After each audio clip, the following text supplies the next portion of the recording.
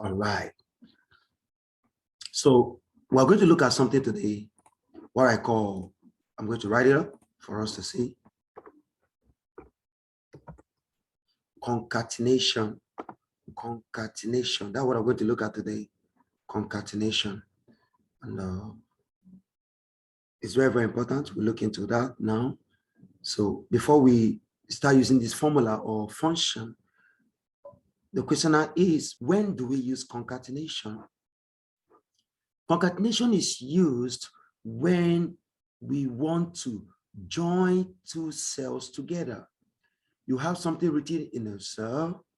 Let's say, for instance, cell A, let's say cell E2, and something else is written in cell F2, and you really want to join them together to form, merge them together to form just one, let me use the word, maybe sentence or one entity. You use concatenation to do that.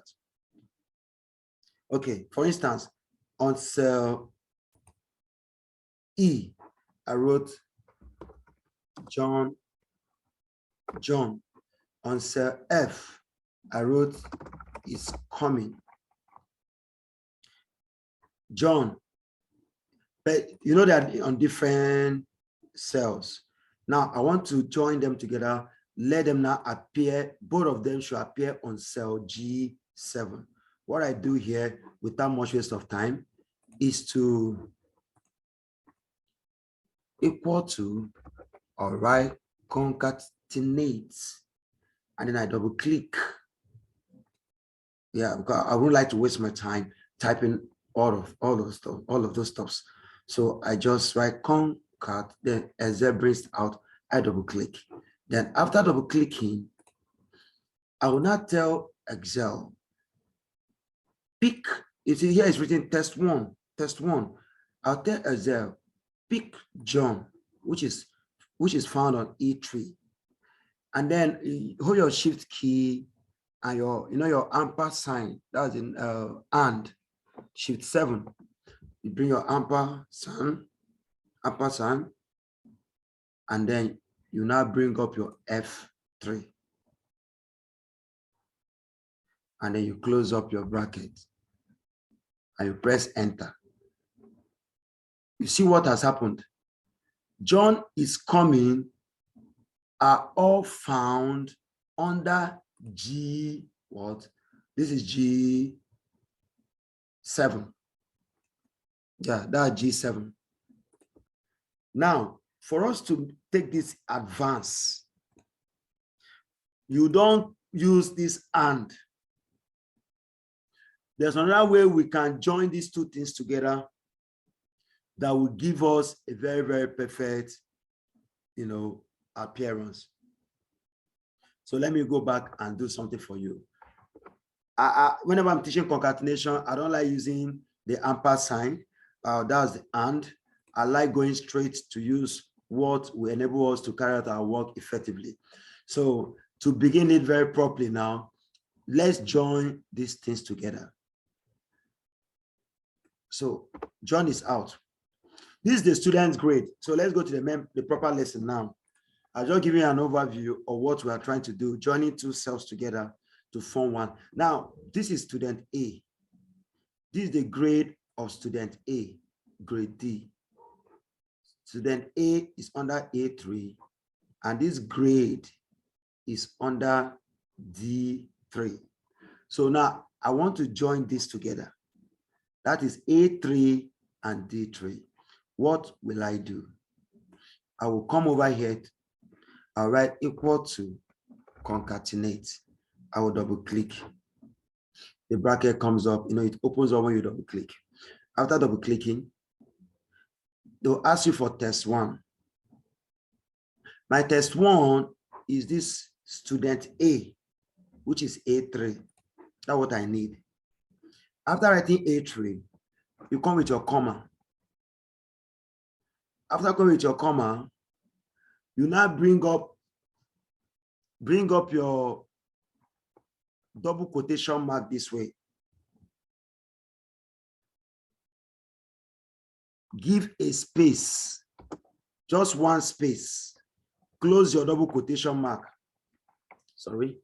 That space is the space you are giving between student A and whatever that is coming after student A.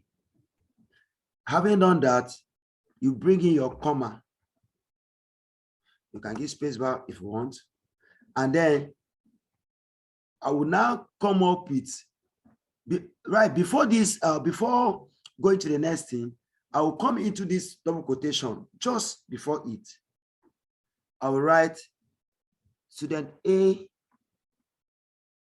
grade is, and then I give a space, and then I'll head on to where I stopped, and then I'll bring in D3, and then I close my bracket, and then I press enter. Look at what has happened. It has now under cell F4. What is written there now is student A grade is, if you look at your formula bar, look at your formula bar, see, student, this is what the formula bar tells you. A3 is student A. The grade is returned back to the result. And then D3 is what the student got as a grade in that subject, mathematics. So I press enter. I wrote student A grade is D. So now what we are trying to do, just get this, what we are trying to do is to see how we can join one cell and another cell. And it's very, very important. Let me go back to explain some things. Let me go back and double click here to get the formula.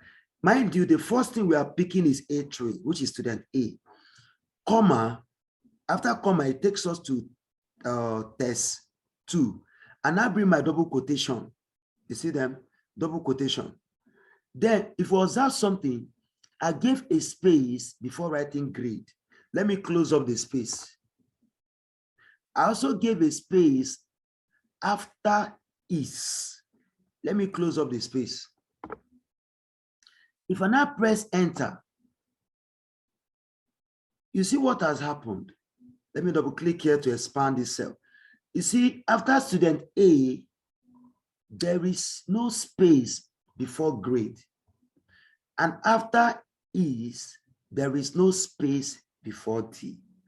So I can boldly tell you that this double quotation you are putting here aids you to bring in an, should I call it a non-self? A non-self could be something that is not part of our table. Grade is not part of our table. I'm bringing it from somewhere else. So I enclose them inside the double quotation, but to make sure that there's a space before grade and a space after is, I will head over to here between the quotation mark and is and drop a space bar. Between the quotation and grade, I drop a space bar and I press enter. With that, the space is spaced out very, very well. If I want the space more, I can go back to my formula, give 2 more space, 2 more space. If I press enter, you observe that it is the gap now is so much. So that is how we go about with our concatenation. Another way you can use concatenation could be in a financial report. Yeah, for instance, if I head over to here, let's say we are looking up for, maybe this is a date for the, and you have your description as the item, you know, the quantity you're buying, the rate, and then the total amount, for instance.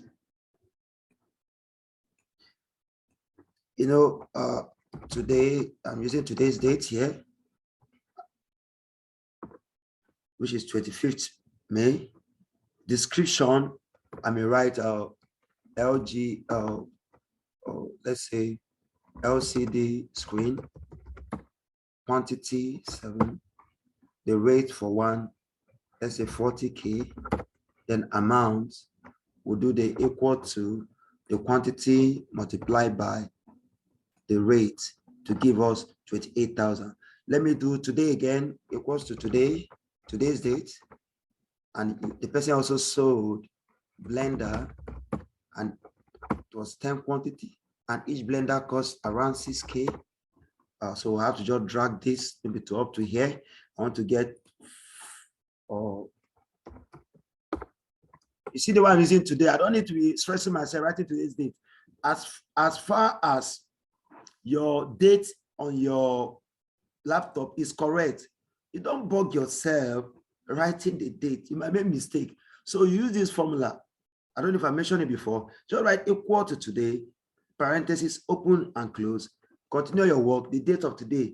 But mind you, if your laptop or system date is wrong, it will return computer terminology say what you see is what you get. So if it's wrong, it will bring out the wrong stuff. All right, so let's go on. So blender, then finally, maybe a toaster, 5 quantity, 3,000 for one. Then at the end, we cannot say grand total. Let's say total. Let's just say total. The total now. How do we get a total? I can do summation, but let me use alternate key. Press down your alternate key and press your plus. Wherever you see your plus on your keyboard, press it. It's going to sum E12 to E14 for you. You press enter. So permit me, let's format our numbers to be comma separated. Good. And let's make it to be bold. Now, let's now apply our concatenation. Let's say you're doing a work for someone, a client, or your business, and you're done with the work, and you want to give a summary of the work. You cannot say, watch what I'm going to do. You can say equal to concatenate. Total, comma, can give you a space, or let me leave out the space. Quotation, I give space, mind you. Total sales for the day is, mind you, space, and then you close your quotation. Then comma, and then you now come and click on the E15 rather, and then you close your parentheses. When you're done with that, you press enter. It's what I was given now. So on your A21, you have total sales for the day is 352,000 naira. So this is very, very important. You know, in Excel, you don't stress yourself. So what will now happen is this. Let's say, for instance, you were going through your record after the day's work, and you observed that there was a mistake on this quantity, that what the person ordered for was not actually 7, but let's say it was 5. Immediately you press 5 and you press enter. You see, the 5 here changes to 200,000, here drops to 272,000. Then your sentence here is also affected. So concatenation helps you to automate some stuffs in your Excel so that you don't always have to go back, retyping. So that is what concatenation does. And it's very, very, very important. I've been using it, and it's very, very important.